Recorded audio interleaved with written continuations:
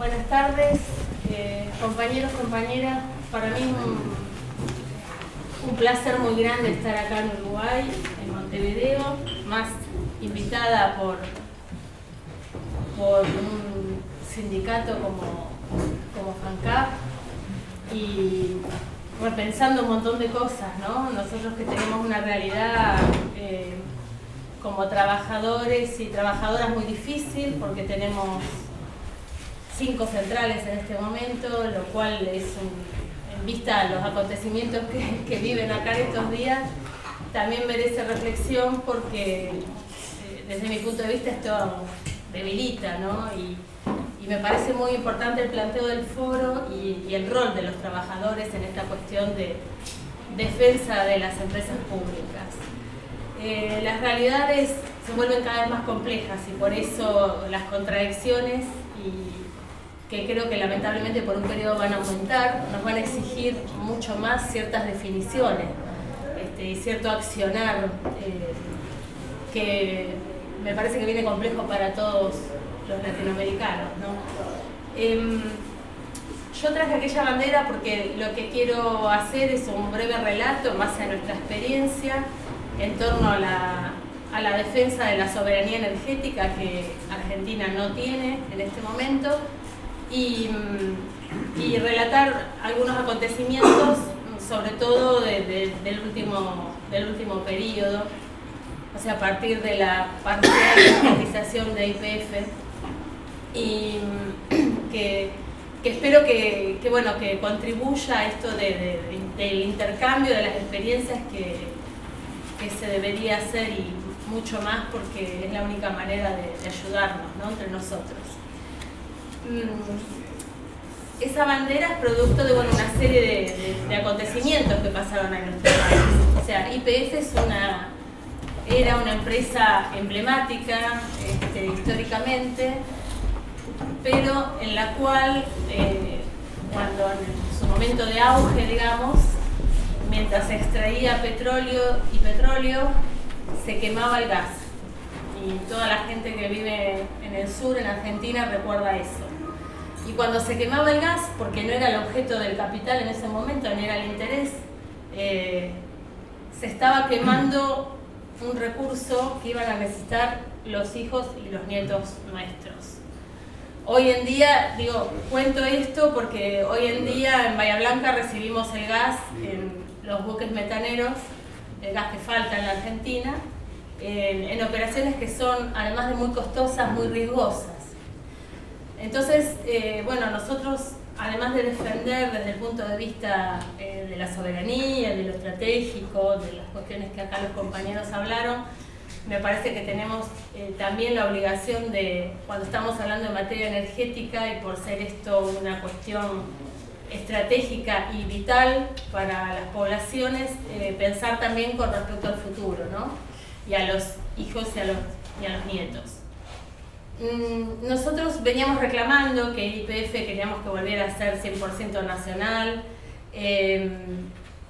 y que fuera estatal. Hay por ahí diferencias con los términos. Para nosotros agregar la palabra pública es muy importante y me parece que acá está más instalado el concepto. Para nosotros era más pedir estatal y nacional, pero no público. Y bueno, sucedió, digamos, esta parcial estatización de YPF. Vienen a mi memoria, digamos, mientras los compañeros hablaban, el hecho de que YPF se pudo privatizar fundamentalmente por el trabajo cultural que hizo la dictadura genocida en mi país y que consistió en desprestigiar la empresa y en decir que perdía plata, cuando en realidad atrás había todo unas estafas ilícitas que han sido investigadas y por las cuales no hay ninguna justicia hoy por hoy, pero que han sido investigadas en el marco del estudio de la deuda externa que ha hecho Alejandro Olmos. O sea que una parte primaria, digamos, de lo que es privatizar tiene que ver con instalar en la opinión pública estos conceptos de que las empresas son deficientes, y quedan pérdidas, ¿no? También, como yo comparto con el compañero, no es el objetivo dar ganancias. Pero hasta se pierde con eso, porque qué mejor que tuviéramos un Estado fuerte y empresas nacionales, estatales y públicas que tuvieran ganancias y esas ganancias fueran para beneficio de toda la población. Lo que sucedió en Argentina con esa parcial reestatización es que en un principio lo veíamos como una cuestión, aunque sea medianamente positiva, teniendo en cuenta de nuestra historia, de dónde veníamos, porque había un artículo que hablaba justamente del interés público en la ley. Si bien el expresidente Menem, que la convirtió a YPF en una sociedad anónima, y el gobierno de Cristina Fernández de Kirchner la dejó en sociedad anónima. O sea, YPF soy una sociedad anónima. Porque también en esta complejidad de la realidad hay una cuestión con lo que son las cosas y los relatos, ¿no? YPF sigue siendo una sociedad anónima. Pero además de esta cuestión de que fue solo el 51%, que sigue siendo una sociedad anónima, lo que había detrás de esta parcial estatización, por eso todo se vuelve ambiguo en los desafíos que tenemos en este siglo XXI, lo que había es una preparación, digamos, para la entrada del fracking a la fractura hidráulica en la Argentina. Y nosotros, más allá de que después vamos a poder compartir la película, en la que se explica claramente los peligros de esta técnica y por qué no debería hacerse, hay que tener en cuenta que con la técnica de la fractura hidráulica los verdaderos ganadores son las empresas monopólicas que realizan esta técnica, que son monopólicas en el mundo, que son muy poquitas y que son norteamericanas. Entonces, ¿cómo se puede hasta usar un Estado y usar la palabra estatal y decir que YPF es nacional y popular para en realidad otra vez, digamos, brindar grandes ganancias en el contexto de un país dependiente? Esto que está pasando con YPF ahora tiene varios pasos. O sea, uno fue esa ley, la ley de la parcial reestatización. La otra fue la elección del CEO de YPF, que es Miguel Galucho, que ha trabajado para Repsol y ha trabajado para Schlumberger. Y Schlumberger es una de estas empresas monopólicas a las que me referí recién. Y para, digamos, de alguna manera redondear todo este proceso, se produjo en agosto del año pasado la reforma de la ley de hidrocarburos de la Argentina. Digamos, una reforma en una ley que es prácticamente increíble en cuanto a los beneficios que le otorga a las empresas extranjeras. O sea, eso es una ley hecha, digamos, a la manera, o sea, preparando todo, pero además con ribetes muy graves, digamos, como dar porcentajes de regalías muy bajos, los más bajos de Latinoamérica. O sea, ahí la ley establece el 12%, y Colombia, que es un país que se ve como amigable con las empresas transnacionales, tiene el doble. Pero además ese 12% se puede bajar por muchos atenuantes que son todos ambiguos y que me imagino en un país que depende de los tribunales del CIADE como el nuestro y de todos esos organismos internacionales que lo único que hacen es defender el accionar de las transnacionales, y atrás de las transnacionales de los países dominantes puede llegar a pagar el 3,5%. Entonces esa reforma de la ley de hidrocarburos se transformó, digamos, en lo que cerró de alguna manera el panorama de lo que nosotros entendemos como que toda esta operación, que es de alguna manera promocionada y comunicada como la recuperación de la soberanía energética, no es otra que más dependencia y nada de soberanía, digamos, porque que una empresa diga que es estatal no alcanza para representar la política que está llevando adelante. Yo les quiero contar un par de datos que nos llaman poderosamente la atención y que después me hagan preguntas si hay cosas que por ahí no puedo explicar bien por estar en otro país ahora. Nosotros empezamos a recibir buques con GNL porque Argentina perdió, digamos, su soberanía energética. Se supone que Argentina era un país que tenía recursos hidrocarburíferos y que exportaba, y pasó a ser un país importador, y lo sigue siendo, a pesar de que seguimos exportando. Son las contradicciones que tenemos. Una de las cosas que más estamos pagando es la prolongación de la concesión en Cerro Dragón a Pan American Energy. Y Pan American Energy sí es una empresa mixta, pero que el capital mayor sigue siendo británico, porque es de la British Petroleum. Se dijo que se lo vendía a China, pero esa operación no se concretó. Y todo esto tiene una significancia muy especial para nosotros. En el 2008 llega el primer buque con cargamento de GNL, que además genera un poco de alarma porque tiene un peligro. O sea, en Bahía Blanca esos buques hacen el proceso de regasificación a 800 metros de donde hay una escuela, donde hay un hospital, que es en la localidad de Ingeniero Guay, que es una localidad de Bahía Blanca. Y en ese momento el ministro Julio De Vido decía, bueno, esto es un hecho excepcional, es porque tenemos a Repsol, que digamos perdimos rendimiento energético, ya lo vamos a recuperar y no van a venir más. La cuestión es que estos buques cada año vienen más, aún a pesar de esta parcial restatización de YPF Sociedad Anónima. Pero curiosamente lo que sucede es que en el año 2012 estos contratos los hacía NARSA, que era una empresa que también, digamos, coincidió con su creación con el primer gobierno de Néstor Kirchner, y que parecía que había unas medidas un poco más soberanas y más de integración latinoamericana en lo concreto. Y resulta que esas contrataciones, que son millonarias, yo no soy economista, no recuerdo las cifras, pero es muy caro, las pasó a hacer YPF, o sea, Galucho directamente.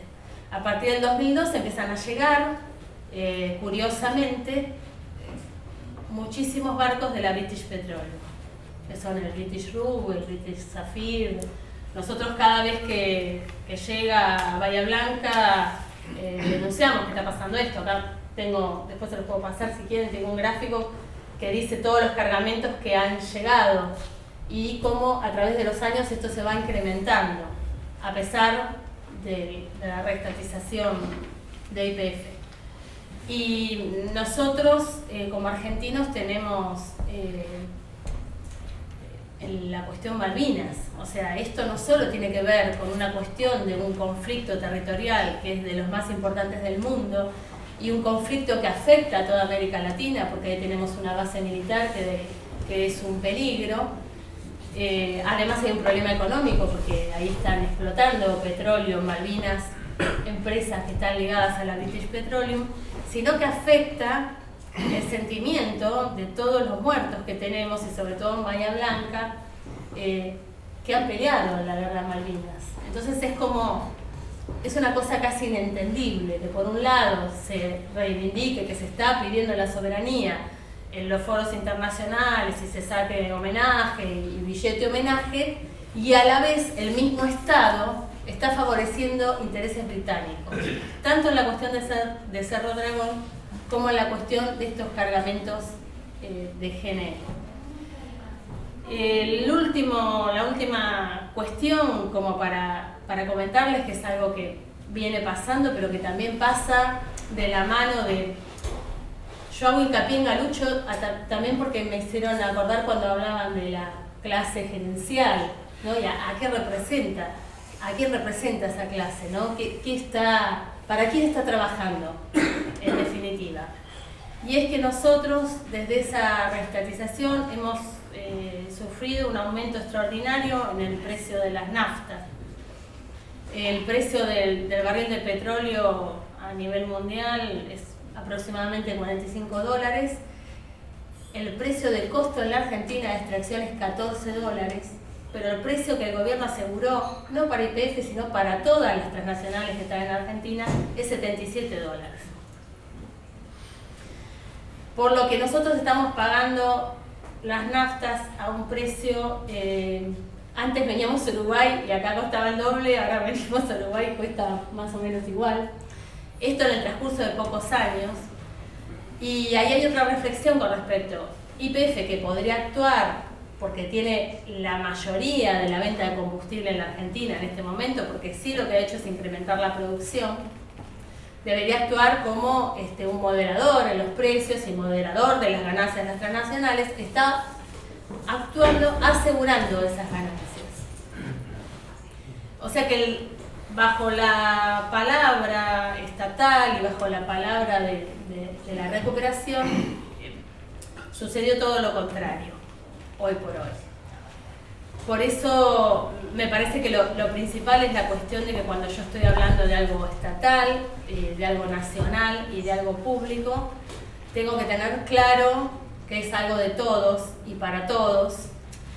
Aunque suene utópico, lo que más me alarmó de lo que comentaban los compañeros es la falta de transparencia de cuentas de empresas que son propiedad del pueblo. Entonces es como inadmisible. Porque si no estoy cuidando estos bienes que son estratégicos y son primordiales para la vida, ¿no? Nosotros, el color verde puede tomarse por ahí como una cuestión ecologista, pero decimos que no somos ecologistas, que defendemos el derecho a la energía como un bien social y como un derecho humano, pensado como una necesidad esencial para mantener la vida. Decimos agua, alimentos y energía, y lo van a volver a ver en la película, como que es lo primero que se tiene que resguardar. Lo que necesitamos, después habrá cosas que las podemos usar o no, pero eso lo necesitamos sí o sí en este momento. Y también nos merece una reflexión esta cuestión de la encíclica papal. Yo no sé si ha tenido esto alguna trascendencia acá en Uruguay. En Argentina, la verdad que silencio total, ¿no? Con esta encíclica Laudato Si, porque lo que necesitamos, y mucho me parece que es comunicarnos y transmitir información y concientizar a la población mediante todos los mecanismos que dispongamos. Porque muchos políticos que tienen el retrato del Papa ahí atrás de su escritorio, y lo van a ver y se encuentran, no han dicho una sola palabra, una sola reflexión con respecto a esta encíclica, lo cual habla nuevamente de un doble discurso. Y me parece que lo del Papa hay que tomarlo en serio porque tiene que ver con un pensamiento estratégico, por lo menos para discutirlo y para tenerlo en cuenta, pensando hacia el futuro. ¿Había algo más que les quería decir? Bueno, en 2 días, una de las empresas que llegó, a través del fracking, de esta técnica de fracturación hidráulica, y para la cual se hizo un decreto especial con cláusulas secretas, otra vez este secretismo del que hablaban hoy los compañeros, el decreto 929, dentro de 2 días se cumplen 2 años de ese acuerdo con Chevron para explotar fracking en Vaca Muerta, en la provincia de Neuquén, y este acuerdo, que es conocido como el peor acuerdo con la peor empresa, porque Chevron es considerada la peor empresa del mundo por el daño que ha producido en la Amazonía ecuatoriana, y tienen ahí todo un problema de juicio. Costó, bueno, una gran represión, que la van a ver ahora en la película, y también evidenció el papel que cumplen en esto de pensar un modelo productivo diferente, porque creo que esa es en definitiva la cuestión.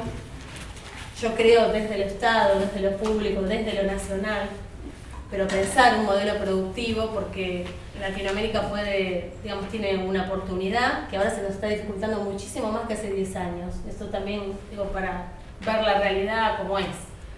Creo que los gobiernos llamados progresistas, con sus más y con sus menos, han demostrado sus límites y que estamos en una encrucijada complicada. Porque por otro lado nos amenazan con gobiernos mucho peores, que es verdad, son mucho peores. pero nosotros debemos encontrar una alternativa. Los pueblos originarios son los que están resistiendo en Argentina esta cuestión. Por eso pareciera que no hay problema con el fracking. Entonces yo acá hago una alerta, no sé si ustedes, acá se ve Telesur, ¿acá se ve Telesur? Sí, con limitaciones. Con limitaciones. En algunos lugares. Bueno, ni siquiera Telesur está cumpliendo el papel que debería cumplir cuando es un canal importantísimo para todos los latinoamericanos, pero si ustedes miran o pueden ver algún programa de medio ambiente, van a ver que hay alerta porque en Colombia quieren hacer fracking. Ahora no dice nada que en Argentina se está haciendo fracking. ¿Por qué? Por la participación del gobierno argentino en el canal. Entonces Telesur y un montón de organizaciones se van a tener que, digamos, poner en claro si están al servicio de los gobiernos o al servicio de las poblaciones, que es lo que en definitiva nosotros tenemos que preservar en primer punto. Así que bueno, eso es lo que yo les quería contar, y si hay alguna pregunta.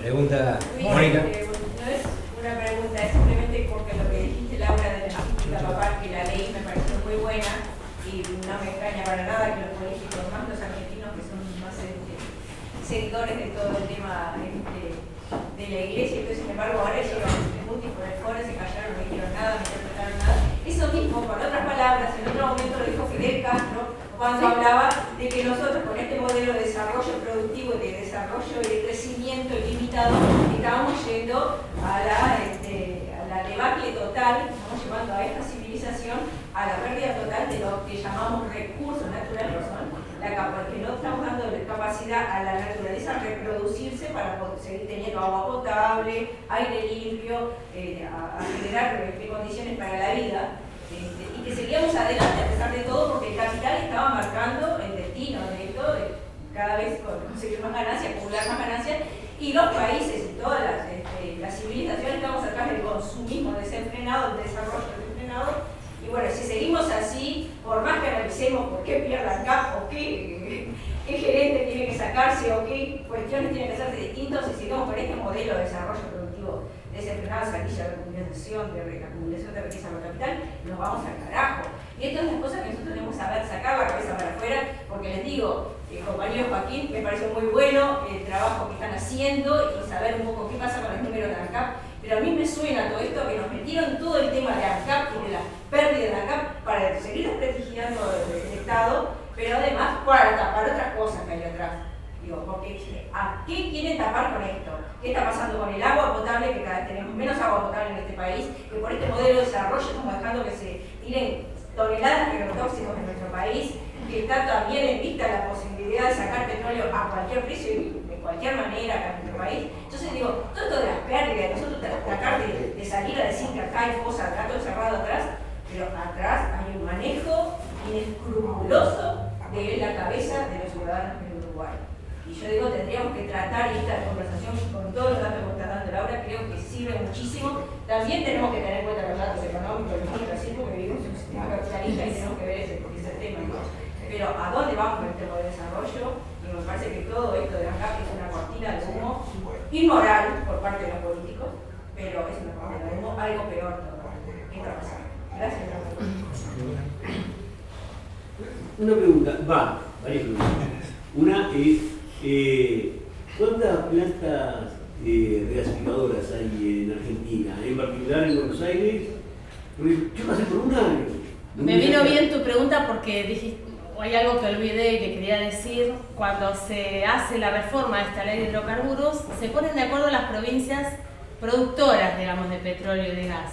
Y no se tienen en cuenta las 14 provincias restantes donde vivimos el 85% de la población que consumimos petróleo y gas y recibimos estos barcos únicamente en la provincia de Buenos Aires. O sea que corremos todos los riesgos de que pueda haber un accidente. Digamos, estamos pagando el déficit desde la provincia de Buenos Aires porque los dos puertos son el de Bahía Blanca y el de Escobar. En Argentina solo esos dos. Sí, porque yo he visto el Escobar también. que además la instalaron rapidísimo, 6 meses, una cosa así de récord. En segundo lugar, ¿qué pasa con la política de subsidios que se había empezado a desmantelar, que la energía, perdón, fabuloso? Ahora el subsidio lo estamos pagando nosotros con el precio de la nafta. No, sigue siendo... el compañero decía hoy, el Estado interviene siempre, de una manera u otra interviene siempre. Eso es así, lo que no tenemos es control sobre nuestros recursos. Ese es el tema. Una pregunta para aprender quizás sea el título. ¿Tá? ¿Dónde verías tú, o dónde ves tú que estarían las fallas entre el sistema político y la clase obrera para lograr que todos estos planteos que haces tú, que nosotros por eco, hasta a veces por sentimientos y eso, sentimos que Argentina tiene su descalabro, si quieres, energético, sus subsidios, pero ¿dónde verías tú donde habría problemas puntualmente, ¿tá? O por lo menos para aportarnos a nosotros, ¿tá? algún titular o algo para también incidir y empezar a informar a la gente, porque esa experiencia que ha pasado Argentina, ¿tá? Que está pasando y por lo que me planteás y por lo que sentimos nosotros va a seguir pasando, posiblemente nosotros esté golpeando la puerta nuestra, si no ya estaría empezando un camino. Entonces digo, nos serviría a veces tener información de antemano, algunos titulares o algo que veas o algo que nos aporten para poder generar conciencia en la gente y que esto no se reproduzca acá. Mira, es una pregunta muy subjetiva, así que yo voy a contestar desde Sí, la tengo claro, subjetividad. por eso Nosotros la percepción que tenemos es que ustedes viven mejor que nosotros. ¿Por qué? Porque en todo este periodo de crecimiento de la Argentina lo que se ha profundizado es la desigualdad. Es lo que vemos, o sea, es lo que vemos cuando venimos a Uruguay, por ahí podemos equivocarnos en esto. El problema grave que tiene Argentina respecto a la energía, que tampoco lo dije en la charla, es que nosotros tenemos una matriz energética totalmente dependiente de los hidrocarburos, prácticamente. Si bien hay una capacidad en el país, sobre todo cuando nosotros vivimos en Bahía Blanca, que es la puerta de la Patagonia, no hay nada de energía solar, no hay nada de energía eólica. Cuando yo digo nada, es nada. Es nada, es nulo el desarrollo. Eso es un error gravísimo, que mi país lo va a pagar carísimo, porque una matriz energética tiene una inercia cuando se la quiere modificar. Esto en nuestro país es producto, creo yo, venía pensando en la falta de patriotismo, en una cuestión política, en una cuestión de sistema de modelo de vida, en los medios de comunicación, pero también es producto de la corrupción, lamentablemente. O sea, hay empresarios argentinos que trabajan las energías alternativas en otros países. Entonces es como una locura, Latinoamérica es como una locura. No se puede, digamos, el sueño del comandante Chávez, de la integración latinoamericana, de la integración energética, me parece que está como lejos de concretarse, si bien nosotros vamos a seguir haciendo todo lo posible, porque es el único camino, si pensamos en las futuras generaciones. América Latina, por historia, debería tener una oportunidad, porque no fuimos países colonizadores sino colonizados, porque siempre nos han saqueado y porque si nosotros nos uniéramos tendríamos todo y seríamos un modelo para el mundo. Pero bueno, en el camino están todos estos intereses y en el cual con la clase trabajadora me parece que también está ligado al cambio cultural, o sea, pensar cada trabajo como una función social hacia la sociedad y alejarse de lo corporativo, lo que decías vos hoy, Gerardo, al principio, es el camino, por más que cueste mucho. Bien, muchas gracias. No, por favor.